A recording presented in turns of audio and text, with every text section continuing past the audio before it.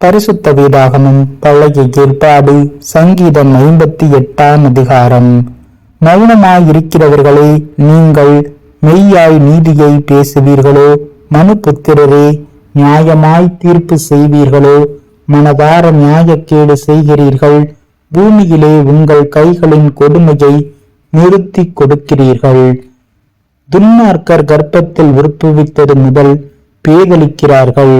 தாயின் வயிற்றிலிருந்து பிறந்தது முதல் பொய் சொல்லி வழி தப்பி போகிறார்கள். சர்ப்பத்தின் விஷத்திற்கு ஒப்பான விஷம் அவர்களில் இருக்கிறது.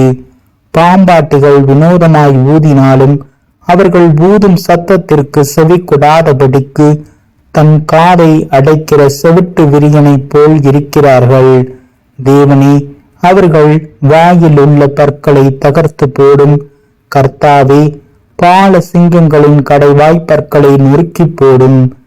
கடைந்தோடுகிற தண்ணீரை போல் அவர்கள் கழிந்து போகட்டும்.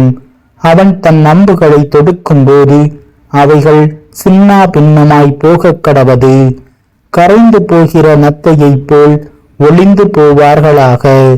ஸ்திரீயின் முதிரா பிண்டத்தை போல் சூரியனை காணாதிருப்பார்களாக.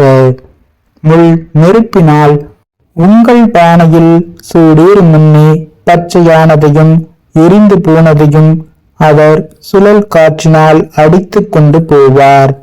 பழி வாங்குதலை நீதிமான் காணும் போது மகிழ்வான். அவன் தன் பாதங்களை துன்மார்க்கனுடைய இரத்தத்திலே கழுவுவான்.